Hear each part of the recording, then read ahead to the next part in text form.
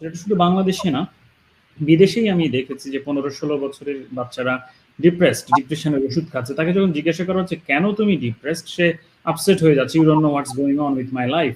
So লাইফের মধ্যে তার ভালো লাগার কিছু কিন্তু সে ফিল করতে পারছে না এই খাবারের কারণে, সার্টেন ওয়েতে সে বড় হবার কারণে।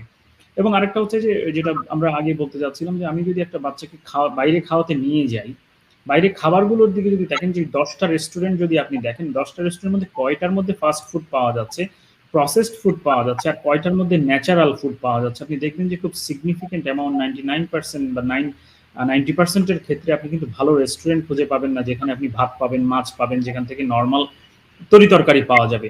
বেশিরভাগ কেন্দ্রে কিন্তু মোর, ইভেন ধরেন চিকেনটাও কিন্তু নর্মাল চিকেন না, তাকে একটা লেয়ার দিয়ে ফ্রাইড করে আমরা খাচ্ছি। হ্যাঁ, ওটা খেতে আমাদের হয়তো ভালো লাগছে।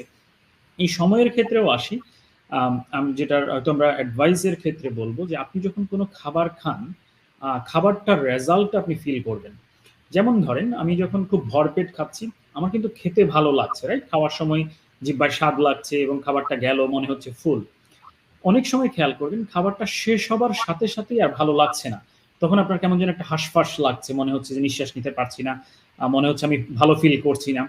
আবার আরো একটা জিনিস হচ্ছে, আর আজ রাতে খেলেন খুব ভালোভাবে, একটু হাঁসফাঁস করলেন বা হয়তো করলেন না, এর পরের দিন সকালবেলা আপনার অবস্থা কি?